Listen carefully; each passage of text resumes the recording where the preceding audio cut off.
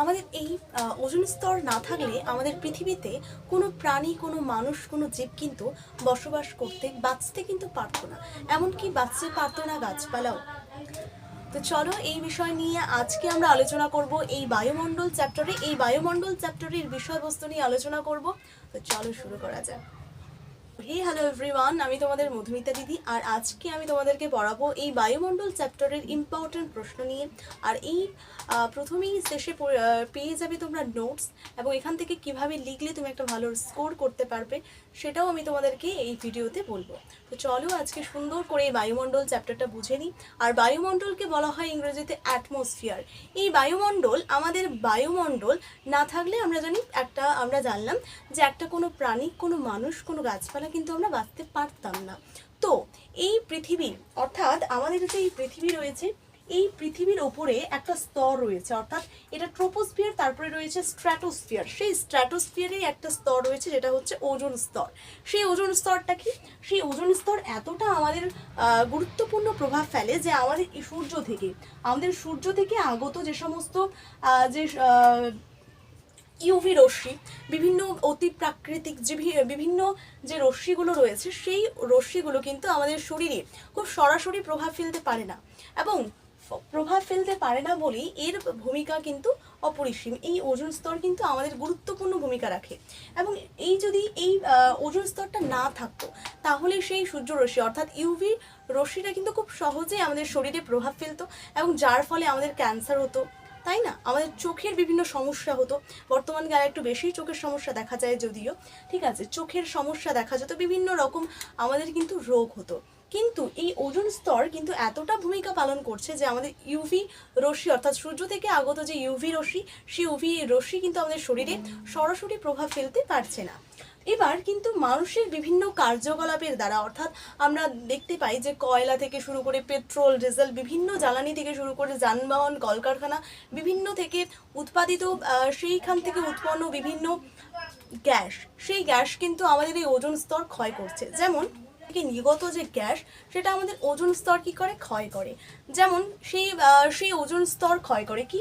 এই স্ট্র্যাটোস্ফিয়ারে যে আমাদের ওজোন স্তরটা রয়েছে, সেই স্তরের উপর একটা স্তর জমা হয়, অর্থাৎ যে সমস্ত গ্যাস আমাদের প্রাকৃতিক অর্থাৎ পরিবেশ থেকে নির্গত হয়, সেই সমস্ত গ্যাস কি করে? Methane, chlorofluorocarbon, carbon dioxide, carbon monoxide, এই গ্যাসগুলো আমাদের স্ট্র্যাটোস্ফিয়ারের উপর আরেকটা স্তর তৈরি করে, যেটা হচ্ছে, এই স্তরটার নাম হচ্ছে গ্রিন হাউস গ্যাস। এই গ্রিন হাউস গ্যাসের একটা আস্তরণ, একটা আবরণ তৈরি করে। এই গ্যাসগুলো কি করে? সূর্য থেকে যে সমস্ত শক্তি পৃথিবীতে আসে, সেই পৃথিবীতে আবার কি হয়? প্রতিফলিত হয়ে সেগুলো তো ফিরে যায়।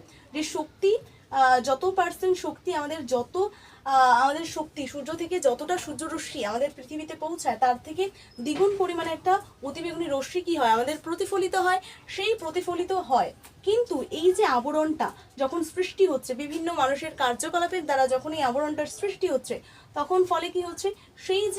সেই যে রশ্মিগুলো, সেগুলো আবার কি হচ্ছে? পুনরায় পৃথিবী থেকে ফিরে যেতে পারছে না। ফলে কি হচ্ছে? সেগুলো এখানেই জমা হচ্ছে। ফলে কি হচ্ছে? আমাদের যে সারা বিশ্ব জুড়ে কিন্তু উষ্ণতা বেড়ে যাচ্ছে, এবং এই উষ্ণতার ফলে সবচেয়ে গুরুত্বপূর্ণ যেটা হচ্ছে যে বরফের গলন হচ্ছে। আমাদের সারা বিশ্বে যখন আমাদের বরফ গলে যাচ্ছে, তখন আমাদের সমুদ্র জলের উচ্চতা কি হচ্ছে? বৃদ্ধি পাচ্ছে। এই সমুদ্র জলের উচ্চতা যখন বৃদ্ধি পাচ্ছে, ফলে কি হচ্ছে? কোনো বায়ু, সাধারণ বায়ু এবং কোনো একটা শক্তিশালী বায়ু যদি প্রবাহিত হয়, সেই বায়ুকে আশ্রয় করে একটা ঘূর্ণবাত সৃষ্টি হচ্ছে। আর সেই ঘূর্ণপাত নিয়ে আজকে আমরা আলোচনা করব। তোমাদের ক্লাস 12-এর 4th সেমিস্টারের খুব গুরুত্বপূর্ণ যেটা বিষয়, সেটা হচ্ছে ঘূর্ণপাত।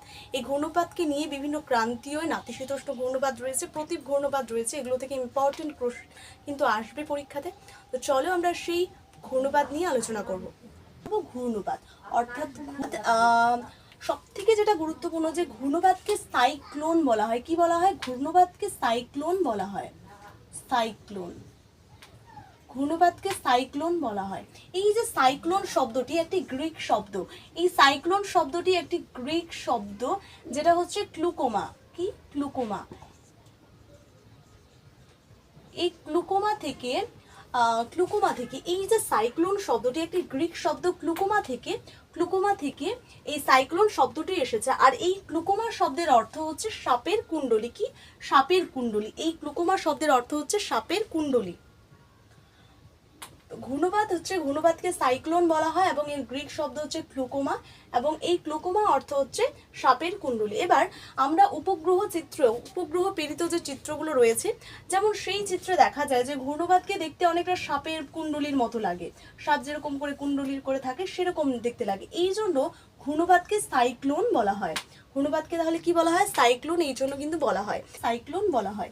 এবার এই ঘূর্ণবাদ কি? ঘূর্ণবাদ হচ্ছে যখন কোনো একটা অঞ্চলের উষ্ণতা হঠাৎ করে বেড়ে গেলে, ধরো কোনো একটা অঞ্চলের উষ্ণতা কি করলো, হঠাৎ করে বেড়ে গেল, ফলে সেখানকার যে বায়ু, অর্থাৎ সেখানকার যে জলবায়ু, ধরো সেখানে কি করছে, শীতল ভাব বিরাজ করছে, ধরো সেখানে কোনো কারণে সেখানে উষ্ণতা বেড়ে গেল, বেড়ে যাওয়ার কারণে কি হবে, জলীয় বাষ্পপূর্ণ বায়ু সেটা বাষ্পীভবন হয়ে ঘনীভূত হয়ে সেটা উপরের দিকে উঠে যাবে, ফলে সেখানে কি হবে, নিম্নচাপ কেন্দ্র একটা বিরাজ করবে, সেখানে কোনো আর জলীয় বাষ্পপূর্ণ বায়ু নেই, সেখানে কি হবে, নিম্নচাপ বিরাজ করবে, সেখানে নিম্নচাপ মানে কোনো কিছু বায়ু নেই, তাই সেখানে নিম্নচাপ কেন্দ্র বিরাজ করবে। এই নিম্নচাপ কেন্দ্র বিরাজ করলে তার পার্শ্ববর্তী সেই 20 কিলোমিটার হোক, 40 কিলোমিটার হোক, এরকম পার্শ্ববর্তী অঞ্চল থেকে কি করবে, উচ্চচাপ বায়ু, অর্থাৎ যেখানে জলীয় বাষ্পপূর্ণ বায়ু রয়েছে সেই বায়ুগুলো কি করবে, ঘুরে ঘুরে, অর্থাৎ ঘূর্ণিঝড়ের মতো কি করবে, মানে ঘুরে ঘুরে এই নিম্নচাপ কেন্দ্রের দিকে কি করবে, প্রবাহিত হবে, এইভাবে নিম্নচাপ কেন্দ্রের দিকে প্রবাহিত হবে। তাহলে উচ্চচাপ, এই অঞ্চলগুলো তো উচ্চচাপ, কারণ সেখানে কি রয়েছে, জলীয় বাষ্পপূর্ণ বায়ু রয়েছে, তো সেই জলীয় বাষ্পপূর্ণ বায়ু বা উচ্চচাপ অঞ্চল থেকে বায়ু কি করবে, নিম্নচাপ কেন্দ্রের দিকে প্রবাহিত হবে, এটাই হচ্ছে ঘূর্ণবাদ। আর এই ঘূর্ণবাদের একটা বৈশিষ্ট্য কি, যে ঘূর্ণবাদ উত্তর গোলার্ধে, অর্থাৎ আমাদের পৃথিবী, এটা তো আমাদের পৃথিবী, ধরো এটা আমাদের পৃথিবী, এই পৃথিবীর উত্তর গোলার্ধে কি করবে, উত্তর গোলার্ধে ঘূর্ণবাদ কিন্তু কি করবে, ঘড়ির কাঁটার বিপরীতে, অর্থাৎ ঘড়ির কাঁটা কি করে, এইভাবে এইদিকে ঘোরে, তাই না, ঘড়ির কাঁটার এইদিকে ঘোরে, কিন্তু উত্তর গোলার্ধে যদি ঘূর্ণবাদ সৃষ্টি হয় তাহলে সেটা ঘড়ির কাঁটার কি হবে, বিপরীতে, আর দক্ষিণ গোলার্ধে যদি হয় তাহলে ঘড়ির কাঁটার দিকে কি করবে, বায়ু প্রবাহিত হবে। তাহলে যদি উত্তর গোলার্ধে ঘূর্ণপাত সৃষ্টি হয় তাহলে সেখানে ঘূর্ণপাতের যে বায়ুটা রয়েছে সেই বায়ুটা হচ্ছে ঘড়ির কাঁটার বিপরীতে, মানে এরকম ভাবে প্রবাহিত হবে। আবার যদি সেখানে দক্ষিণ গোলার্ধে ঘূর্ণপাত সৃষ্টি হয় তাহলে সেখানকার বায়ু কি করবে, ঘড়ির কাঁটার দিক অনুসারে প্রবাহিত হবে, অর্থাৎ এইভাবে প্রবাহিত হবে বায়ুগুলো। কেন, তোমাদের মনে প্রশ্ন জাগতে পারে যে এই বায়ুগুলো কেন উত্তর গোলার্ধের বিপরীতে, ঘড়ির কাঁটার বিপরীতে, এবং দক্ষিণ গোলার্ধে ঘড়ির কাঁটার দিকে প্রবাহিত হচ্ছে। প্রথমত হচ্ছে আমাদের এটা নিরক্ষরেখা, এই নিরক্ষরেখা থেকে বায়ু যখন কি করবে, উত্তর গোলার্ধে প্রবাহিত হয়, সেটা কি করে, ডান দিকে বেঁকে প্রবাহিত হয়, কিন্তু যখন দক্ষিণ গোলার্ধে প্রবাহিত হয় তখন কি করবে, বাঁদিকে বেঁকে প্রবাহিত হয়। এই বাঁদিকে বেঁকে প্রবাহিত হওয়ার কারণে এই ঘূর্ণপাতের যে বায়ুগুলো রয়েছে সেগুলো এদিকে প্রবাহিত হয়, কিন্তু এদিকে প্রবাহিত হওয়ার কারণে সেই বায়ুগুলো এদিকে প্রবাহিত হয়, এই জন্য ঘূর্ণপাতগুলো এইভাবে সৃষ্টি হয়।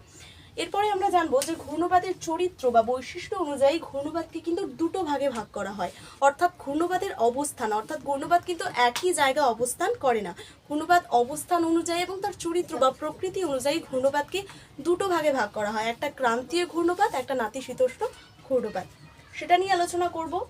তার আগে ঘূর্ণপাতের বৈশিষ্ট্য পড়ে নেবো, যে ঘূর্ণপাতের বৈশিষ্ট্য কি হচ্ছে, এই ঘূর্ণপাতের বৈশিষ্ট্য, অর্থাৎ এই ঘূর্ণপাতের কিছু বৈশিষ্ট্য রয়েছে। এই ঘূর্ণপাত সৃষ্টি হচ্ছে নিম্নচাপ বলয়কে কেন্দ্র করে উচ্চচাপ অঞ্চল থেকে বায়ু নিম্নচাপ কেন্দ্রের দিকে প্রবাহিত হচ্ছে, এটাকেই বলা হচ্ছে ঘূর্ণপাত। একটা ঘূর্ণিঝড়ের মতো, একটা বলয় আকারে একটা ঘূর্ণিঝড়ের মতো একটা কি হচ্ছে, বায়ু একটা একটা কি হচ্ছে, একটা পরিস্থিতির সৃষ্টি হচ্ছে, এটাকেই ঘূর্ণপাত বলা হয়। এবার এই ঘূর্ণপাতের বৈশিষ্ট্য কি, প্রথমে তো হচ্ছে এখানে কি হয়, নিম্নচাপ, তাহলে গভীর নিম্নচাপ কেন্দ্র,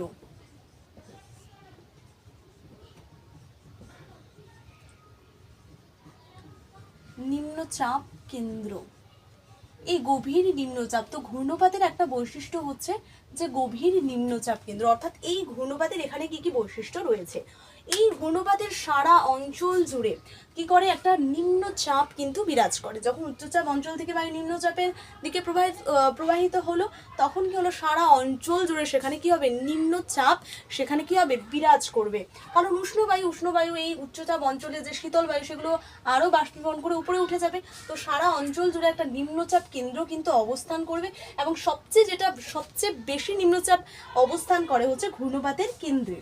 এরপরে আলোচনা করব যে চাপের পার্থক্য, চাপের পার্থক্য।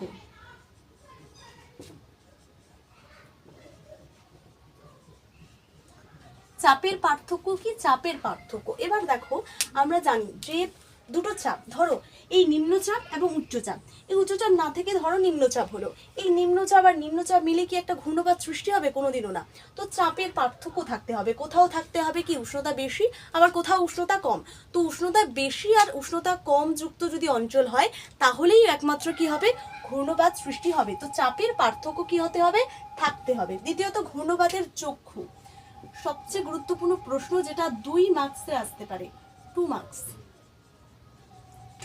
2 মার্কের কোশ্চেন্স লাগিয়ে রাখো, ইম্পর্টেন্ট, এটা লিখে নেবে সুন্দর করে, 2 মার্কে আসতে পারে, আসবেই কিন্তু। ঘূর্ণবাদের চক্ষু, ঘূর্ণবাদের চক্ষু, তাহলে ঘূর্ণবাদের চক্ষু কি?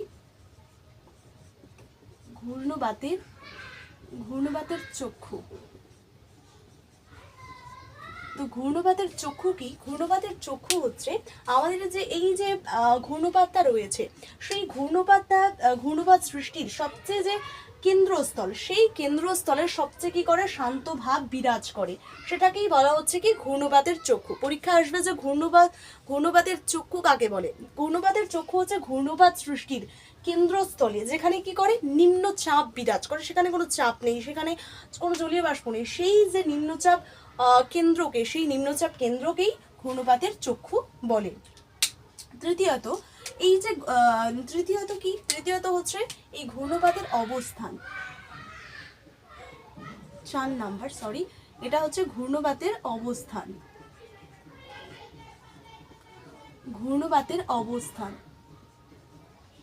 ঘূর্ণবাদের অবস্থানটা কি? ঘূর্ণবাদের অবস্থান হচ্ছে এই ঘূর্ণবাদগুলো কোথায় অবস্থিত, তাই না? অনেকের মনে প্রশ্ন, ঠিক আছে ঘূর্ণবাদ সৃষ্টি হচ্ছে, কিন্তু সেটা কোথায়? আমরা অনেকেই দেখতে পারি অনেক জায়গায় ঘূর্ণিঝড় হয়, অনেক জায়গায় ঘূর্ণবাদ সৃষ্টি হয়, কিন্তু এই ঘূর্ণবাদগুলো কোথায় সৃষ্টি হয়? সবচেয়ে যেটা আমরা দেখি যে ঘূর্ণবাদ অবস্থান, অর্থাৎ ঘূর্ণবাদ কোথায় অবস্থান করছে। তো আমরা যদি ওয়েদার ম্যাপে দেখি, আমরা যদি আবহাওয়া মানচিত্রে দেখি, সেই আবহাওয়া মানচিত্রে দেখতে পাবো যে যেখানে সমচাপ বা সমপ্রেশ রেখাগুলো রয়েছে, তার আগে বলি সমচাপ এবং সমপ্রেশ রেখাগুলো কি? না জানলে কোনো ব্যাপার নেই। সমচাপ এবং সমপ্রেশ রেখাগুলো সেটাকে বলে যেখানে কি সমান চাপযুক্ত রেখাগুলোকে সমচাপ বা সমপ্রেশ রেখা বলা হয়। এবার যেখানে কি হয়, এখানে তো একটা ধরো মানচিত্র রয়েছে, সেই মানচিত্রে ধরো কোনো রেখাগুলি, অর্থাৎ সমান চাপযুক্ত রেখাগুলো কি করছে? খুব সামনাসামনি পাশাপাশি অবস্থান করছে, সমান চাপ, এটা এখানে যা চাপ, এখানে যা চাপ, এখানে চাপ, এখানে যা উষ্ণতা, এখানে যা উষ্ণতা, এখানে। তো এই যে সমান চাপযুক্ত রেখাগুলো, অর্থাৎ সমচাপ বা সমুষ্ণ রেখাগুলো যেখানে কাছাকাছি অবস্থান করে, সেই অঞ্চলে কি হয়? মূলত ঘূর্ণবাদ অবস্থান করে, ঘূর্ণবাদ সৃষ্টি হয়। তো ঘূর্ণবাদের অবস্থান কি? তো ঘূর্ণবাদ কোথায় অবস্থিত? তো আবহাওয়া মানচিত্রে বা ওয়েদার ম্যাপে আমরা যদি দেখি, সেই ওয়েদার ম্যাপ মানচিত্রে বা আবহাওয়া মানচিত্রে যেখানে সমচাপ বা সমপ্রেশ রেখাগুলি কি করে? সমান চাপযুক্ত রেখাগুলি যেখানে কি করে? খুব কাছাকাছি অবস্থান করে, সেখানেই কি হয়? মূলত ঘূর্ণবাদ অবস্থিত। তৃতীয়ত হচ্ছে ঘূর্ণবাদের আকৃতি, এটা দেখতে ঘূর্ণবাদের আকৃতি, ঘূর্ণবাদ দেখতে কিরকম হয়?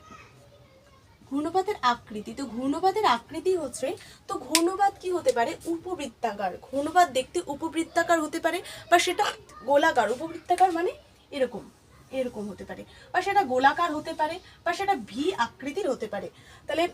তাহলে ঘূর্ণবাদ কিরকম হতে পারে? সেটা উপবৃত্তাকার হতে পারে, সেটা গোলাকার হতে পারে, সেটা ভি আকৃতির হতে পারে। তো ঘূর্ণবাদ এই আকৃতির হতে পারে, ঠিক আছে। এবার ঘূর্ণবাদ এই আকৃতির হতে পারে। এবার ঘূর্ণবাদের গতিবেগ, আমরা যদি ঘূর্ণবাদের গতিবেগ দেখি, যে একটা ঘূর্ণবাদ এই যে ঘূর্ণবাদগুলো সৃষ্টি হচ্ছে, সেটা তো আর এক স্থানে কিন্তু সেটা স্থিতিশীল নয়, সেটা এক স্থান থেকে অন্য স্থানে যায়। তো এই ঘূর্ণবাদগুলো কি হচ্ছে? প্রতি এক ঘন্টায় কি সেটা 20 কিলোমিটার তো যাই, 20 কিলোমিটার থেকে, তো প্রতিটি ঘূর্ণবাদ কি করে? 20 কিলোমিটার থেকে 400 কিলোমিটার পর্যন্ত কিন্তু বেগে প্রবাহিত হয়।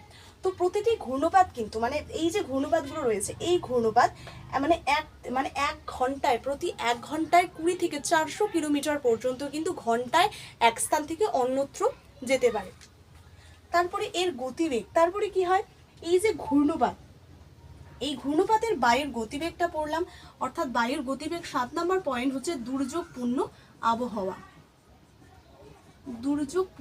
আবহাওয়া। দুর্যোগপূর্ণ আবহাওয়া।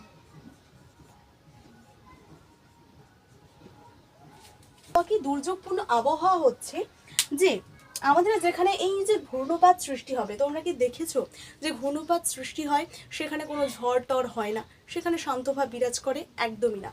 ঘূর্ণপাত সৃষ্টি যেখানে হয় সেখানে কি হয়, আবহাওয়াটা দুর্যোগপূর্ণ হয়, সেখানে খুব খারাপ পরিস্থিতি হয় এবং এই ঘূর্ণপাতের ফলে বিভিন্ন ক্ষয়ক্ষতি হয়, তাই না? দুর্যোগপূর্ণ সেখানে একটা আবহাওয়ার সৃষ্টি হয়। এবার যখন এই ঘূর্ণপাত কোনো কারণে যখন এক স্থান থেকে অন্য স্থানে চলে যায় বা সেটা সরে যায়, ফলে কি হয়, সেখানে আবার পুনরায় কি হয়, আকাশ পরিষ্কার হয় এবং সেখানে আবার পুনরায় আবার শান্তভাব বিরাজ করে। অর্থাৎ দুর্যোগপূর্ণ অর্থাৎ এই যে আমাদের ঘূর্ণপাত যে অঞ্চল, ঠিক আছে, যে অঞ্চলের উপর দিয়ে প্রবাহিত হবে সেখানে কিন্তু কি হবে, সেখানে দুর্যোগপূর্ণ আবহাওয়ার সৃষ্টি হবে।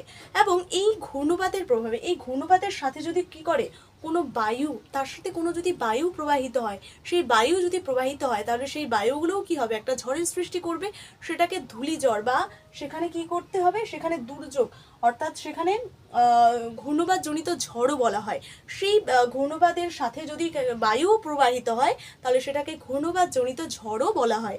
এবং এই ঘূর্ণপাত কোনো কারণে যখন সরে যায়, এক স্থান থেকে অন্যত্র চলে যায়, তখন সেখানে আবার সেখানে পুনরায় কি করে, শান্তভাব বিরাজ করে। তাহলে ঘূর্ণপাত যে অঞ্চলের ওপর দিয়ে যায় সেখানে দুর্যোগপূর্ণ একটা আবহাওয়ার সৃষ্টি করে।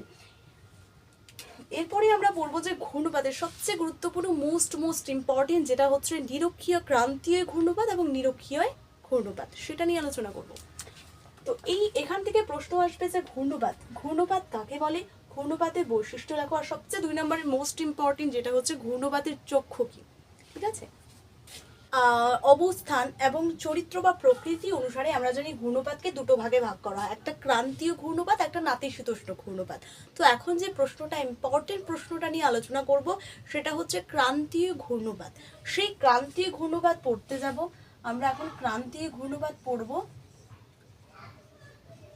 ক্রান্তীয় ভেরি ইম্পর্টেন্ট। তার আগে ক্রান্তীয় ঘূর্ণপাত বোঝার আগে তোমরা এই পৃথিবী দেখো, এটা একটা পৃথিবী। তো ধরো এটা একটা পৃথিবী, সেই পৃথিবীর কোনটা ক্রান্তীয় অঞ্চল বলো তো কমেন্টে, বলো কোনটা ক্রান্তীয় অঞ্চল। তো হচ্ছে আমাদের এখানে মাঝ বরাবর কি রয়েছে, নিরক্ষরেখা রয়েছে যেটা 0 ডিগ্রি, এবং এই 0 ডিগ্রি থেকে 5 ডিগ্রি, এখানে ধরো 5 ডিগ্রি, তো 5 ডিগ্রি থেকে 30 ডিগ্রি উত্তর এবং 30 ডিগ্রি দক্ষিণ। তো 30 ডিগ্রি দক্ষিণ, এটা 30 ডিগ্রি উত্তর, সেই 30 ডিগ্রি উত্তর।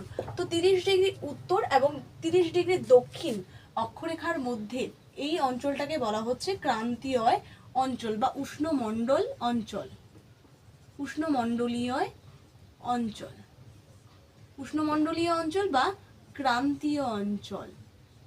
তো এটাই হচ্ছে উষ্ণমণ্ডলীয় বা ক্রান্তীয় অঞ্চল। অর্থাৎ পৃথিবীর, অর্থাৎ এই যে পৃথিবীর গোলার্ধ রয়েছে, এই পৃথিবীর উত্তর গোলার্ধে 0 ডিগ্রি থেকে 30 ডিগ্রি এবং দক্ষিণ গোলার্ধে 0 ডিগ্রি থেকে 30 ডিগ্রি অক্ষরেখার মধ্যে অবশিষ্ট যে অঞ্চলটা, সেই অঞ্চলটাকে বলা হচ্ছে ক্রান্তীয় এবং উষ্ণমণ্ডলীয় অঞ্চল। তার আগে বুঝতে হবে যে এটাকে উষ্ণমণ্ডলীয় অঞ্চল কেন বলা হচ্ছে। আমরা জানি নিরক্ষরেখার সব সময় কি করে, সমান উষ্ণতা বিরাজ করে, এই জন্য এটাকে উষ্ণমণ্ডলীয় অঞ্চল বলা হয়। তারপরে এই ক্রান্তীয় ঘূর্ণপাত, ক্রান্তীয় ঘূর্ণপাত কি, এখানে ক্রান্তীয় ঘূর্ণপাত সৃষ্টি হয়। এবার কিভাবে সৃষ্টি হয়, ক্রান্তীয় ঘূর্ণপাত কাকে বলে? ক্রান্তীয় ঘূর্ণপাত হচ্ছে, তো এটা লিখতে হবে যে 0 ডিগ্রি থেকে 30 ডিগ্রি উত্তর এবং 30 ডিগ্রি দক্ষিণ অক্ষরেখার মধ্যে অবশিষ্ট যে অঞ্চল, সেই অঞ্চলের মধ্যে সমধর্মী বায়ুপুঞ্জ বা সমধর্মী সমচাপ রেখা বা সমান উষ্ণতা বিশিষ্ট বা সমুষ্ণ রেখাগুলো দ্বারা, সমান উষ্ণতাযুক্ত রেখাগুলির দ্বারা গঠিত কোনো বা সৃষ্টি কোনো নিম্নচাপ কেন্দ্র, কোনো একটা যদি নিম্নচাপ কেন্দ্র গঠিত হয়, মানে সমুষ্ণ উষ্ণতা বা সমুষ্ণ রেখাগুলির দ্বারা, অর্থাৎ সমান উষ্ণতাযুক্ত রেখাগুলির দ্বারা যদি কোনো নিম্নচাপ কেন্দ্র গঠিত হয়, সেই নিম্নচাপ কে কেন্দ্র করে যে ঘূর্ণপাতটা সৃষ্টি হয় সেটাই হচ্ছে ক্রান্তীয় ঘূর্ণপাত বা উষ্ণমণ্ডলীয় ঘূর্ণপাত নামে পরিচিত।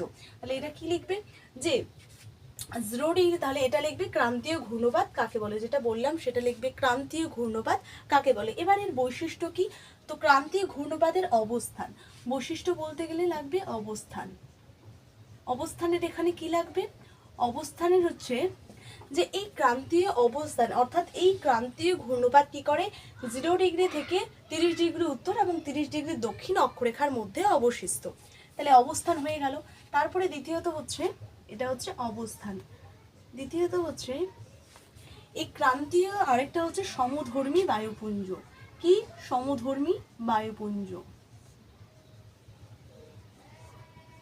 সমধর্মী বায়ুপুঞ্জ। সমধর্মী বায়ুপুঞ্জ কি?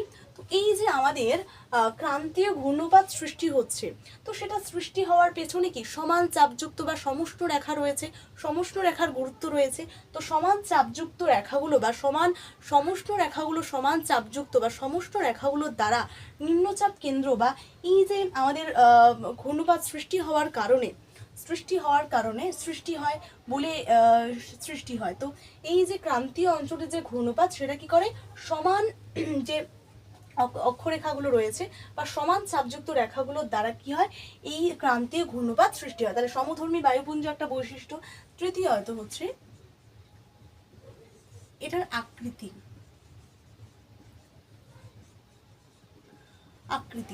এই যে ক্রান্তীয় অঞ্চল বা ক্রান্তীয় অঞ্চলে যে ঘূর্ণপাতগুলো সৃষ্টি হয়, সেই ঘূর্ণপাতের আকৃতি কিন্তু গোলাকার হয়। গোলাকার থেকে কি হয়, ডিম্বাকারে পরিণত হয়। তো সেই যে ক্রান্তীয় অঞ্চলের যে ঘূর্ণপাতগুলো রয়েছে, সেই ঘূর্ণপাত আকৃতি কিন্তু কি হয়, গোলাকার থেকে ডিম্বাকারে। তাহলে গোলাকার থেকে কি হয়, গোলাকার থেকে ডিম্বাকারে পরিণত হয়। গোলাকার থেকে সেটাগুলো ডিম্বাকারে, মানে ডিমের মতো, সেই ডিমের মতো কি হয়, পরিণত হয়। ঠিক আছে। তারপরে এর গতিবেগ। এবার এই ক্রান্তীয় অঞ্চলের এই ঘূর্ণপাতগুলোর গতিবেগ কিরকম?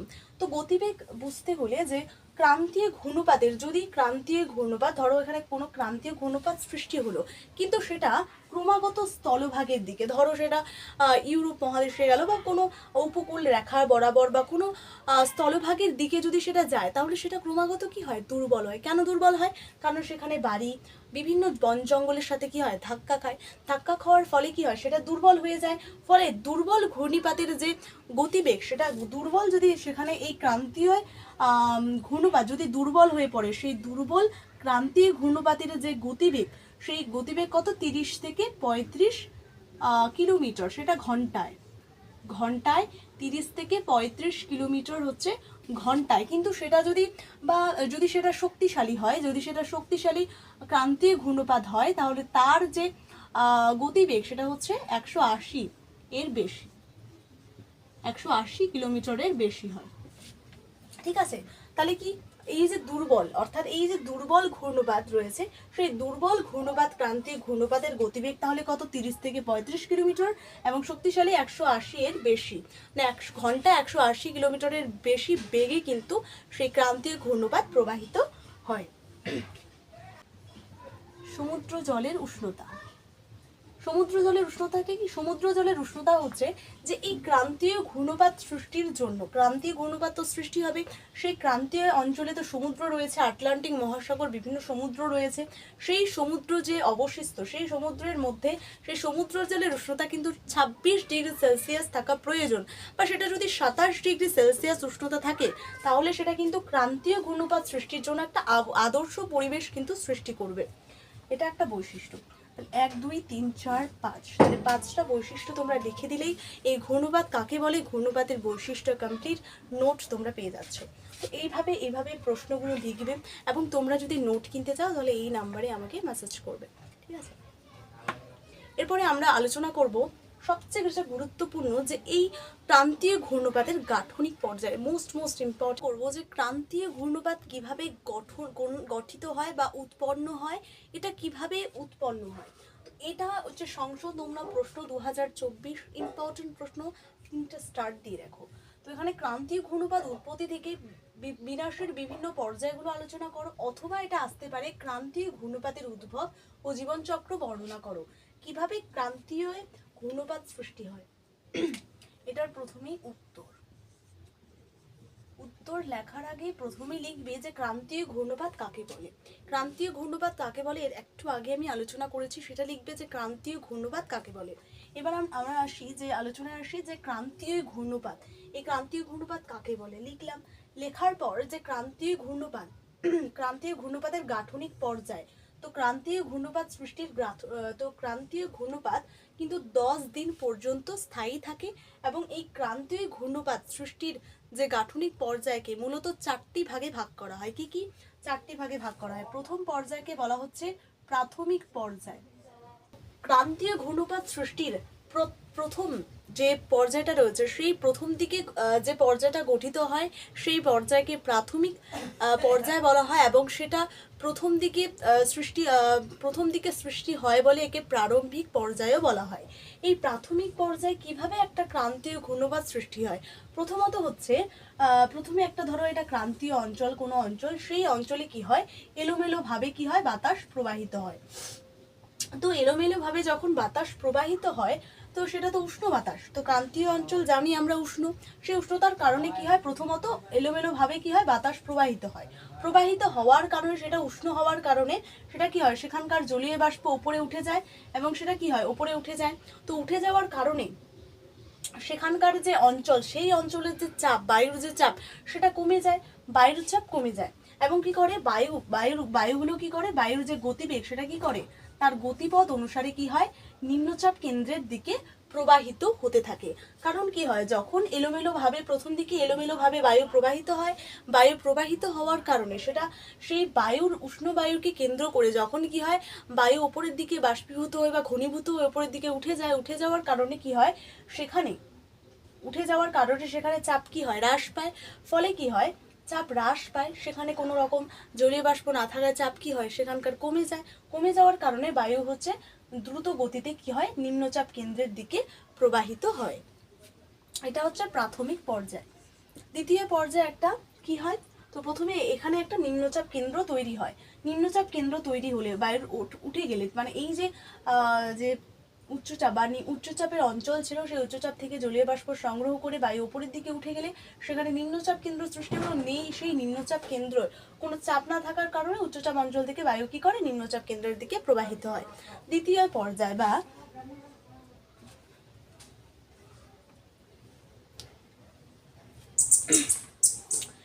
এই পর্যায়কে প্রাথমিক পর্যায়, এই পর্যায়কে অপরিণত পর্যায় বলা হয়, মানে এখানে এখনো পরিণত পায়নি, অপরিণত পর্যায়। এই অপরিণত পর্যায় কি? অপরিণত পর্যায়ে লিখবে যে গাঠনিক পর্যায় পরে যে পর্যায়টা রয়েছে সেটা হচ্ছে অপরিণত পর্যায়। এই অপরিণত পর্যায়ে কি হয়? অপরিণত পর্যায় হচ্ছে একটা ঘূর্ণপাত যে রয়েছে সেই ঘূর্ণপাত মানে অপরিণত পর্যায়ে কি হয় যে একটা ঘূর্ণপাত সৃষ্টি হবে, সেই ঘূর্ণপাতের যে সৃষ্টির যে চাপটা কি হয় হ্রাস পেল, সেই চাপ হ্রাস পাওয়ার কারণে বায়ু কি হয় বায়ুর গতিবেগ কি হয় বেড়ে যায়। কারণ বায়ু কোনো রকম বাধা বিপত্তি না থাকার কারণে বায়ু দ্রুততার সহিত প্রবাহিত হবে। তো প্রবাহিত হওয়ার কারণে বায়ু খুব প্রবল বেগে কি হয় একটা মেঘ সৃষ্টি করে, কারণ সেখানে জলীয় বাষ্প রয়েছে, সেই কুণ্ডলীর আকারে এখানে মেঘ সৃষ্টি করে। মেঘ সৃষ্টি করলে কি হবে সেখানে বৃষ্টিপাত হবে, তো সেখানে কুণ্ডলী আকারে মেঘ সৃষ্টি করে এবং সেখানে কি হয় বৃষ্টিপাত ঘটায়। এই অপরিণত পর্যায়। তৃতীয়ত কি? তৃতীয়ত হচ্ছে যেটাকে বলা হচ্ছে পরিণত পর্যায়। এই পরিণত পর্যায় কি হচ্ছে? পরিণত পর্যায় হচ্ছে এই পরিণত পর্যায়কে আবার 4টা বলয়ে ভাগ করা হয়েছে। কি কি? একটা ঘূর্ণপাত সৃষ্টির 4টা বলয়কে ভাগ করা হয়েছে। এই ঘূর্ণপাত সৃষ্টির 4টা বলয়কে ভাগ করা হয়েছে। এবার 4টা বলয়কে ভাগ করা হয়েছে 1 নম্বর 2 নম্বর 3 নম্বর পয়েন্ট করে লিখবে। 2 নম্বর 3 নম্বর 4 নম্বর পয়েন্ট করে লিখবে।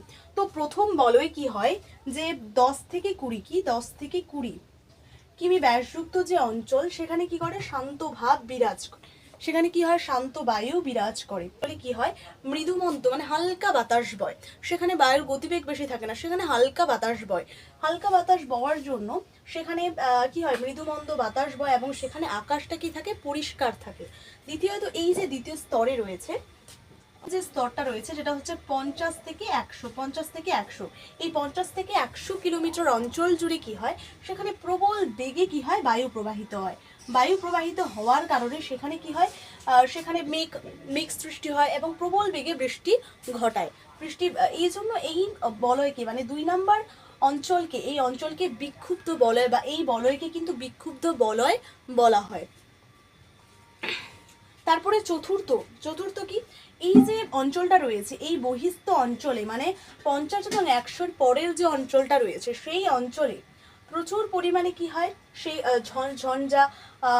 ঝড়ঝঞ্ঝার মতো একটা ঘূর্ণিঝড়ের ঝড়ঝঞ্ঝার পরিস্থিতি সৃষ্টি হয়, তাই না? একে ঝড়ঝঞ্ঝার বিক্ষুব্ধ বলয় এই জন্য বলা হয়। তৃতীয়ত চতুর্থ এই যে রয়েছে। এরপরে সর্বশেষ যে বলয়টিতে রয়েছে এখানে কি হয়, ঘূর্ণি বায়ু অর্থাৎ ঘূর্ণিঝড়ের বায়ু প্রবাহিত হয়। তাহলে পরিণত পর্যায়ে তিনি ক্রান্তীয় ঘূর্ণিপাতকে 4টি ভাগে ভাগ করা হয়। প্রথমেরটা, দ্বিতীয়টা, তৃতীয়টা আলোচনা করে দিয়েছি, এভাবে লিখে দেবে। 4 একটা পয়েন্ট রয়েছে, যেটা হচ্ছে সর্বশেষ পর্যায়।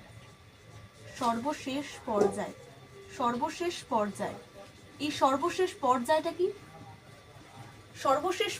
এই সর্বশেষ পর্যায়টা কি, এই সর্বশেষ পর্যায়ে হচ্ছে এই ঘূর্ণপাতটি ক্রমাগত কি, আমরা জানি ঘূর্ণপাত এক জায়গায় কিন্তু স্থিতিশীল নয়, সেটা এক স্থান থেকে অন্য স্থানে যায়। তো এই ঘূর্ণপাত ক্রমাগত স্থলভাগের দিকে যাওয়ার কারণে, স্থলভাগে বিভিন্ন গাছপালা, বাড়িঘর, বন জঙ্গলে ধাক্কা খাওয়ার কারণে তার কি হয়, তার গতিবেগ কিন্তু কমে যায়। তো কমে যাওয়ার কারণে কি হয়, সেখানে সেই অঞ্চলে উষ্ণতা থাকার কারণে সেটা ঘনীভূত হয়ে সেখানে বৃষ্টিপাত ঘটায় এবং কি হয়, ক্রমাগত কি হয়, এই ঘূর্ণিপাত কিন্তু দুর্বল হয়ে পড়ে এবং ক্রমাগত অন্তিম পর্যায়ে এবং সে পরে সেই ঘূর্ণিপাত কিন্তু বিলীন হয়ে যায় এবং এই পর্যায়ে কিন্তু ঘূর্ণিপাতের বিলীন অবস্থা পরিলক্ষিত হয়। এরপরে লিখে দেবে যে ঘূর্ণিপাত জলভাগ থেকে স্থলভাগের দিকে যাওয়ার কারণে বিভিন্ন বাধার কারণে ঘূর্ণিপাত দুর্বল হয়ে পড়ে এবং অন্তিম পর্যায়ে এসে এবং পরবর্তী সময়ে এসে ঘূর্ণিপাত বিলীন হয়ে যায়। এটা লিখলেই তোমরা এখানে 5-এ 5 পাবে। খুব মোস্ট ইম্পর্টেন্ট প্রশ্ন এটা। আমি যেভাবে বললাম সেভাবে নোট ডাউন করো, সেভাবে লিখে দাও। যদি বুঝতে না পারো তাহলে অবশ্যই কমেন্টে জানাও। অন্যান্য কী ভিডিও, কী বিষয়ে তোমার প্রবলেম হচ্ছে আমাকে অবশ্যই বলবে কমেন্টে, আমি সেই বিষয় নিয়ে তোমাদেরকে বলবো। এরপরে যে আমরা পড়বো, তো আজকে এই ভিডিওটা এই পর্যন্তই ভিডিও। এরপরে তোমরা কোন বিষয়ে ভিডিও চাইছো অবশ্যই কমেন্টে জানাবে। আর তোমাদেরকে সবচেয়ে একটা বড় যে দুঃখের বিষয় যে তোমরা ব্রড যেগুলো আমরা ভিডিও করি, ধরো 1 ঘন্টার ভিডিও তোমরা দেখতে পারো না। আমি তোমাদের দোষী বলবো না, কিন্তু তোমরা নিজের মনোযোগ কিন্তু ধরে রাখতে পারছো না। এটাকে একটু মনোযোগ দেওয়ার চেষ্টা করো, কারণ আমি যে বিষয়গুলো নিয়ে আলোচনা করি খুব ইম্পর্টেন্ট। তো আর কথা না বাড়িয়ে কি এই জন্য ভিডিওগুলো শর্ট করতে হচ্ছে। তো থ্যাংক ইউ সবাইকে। এর পরের ভিডিও আসছে খুব শীঘ্রই। ধন্যবাদ সবাইকে।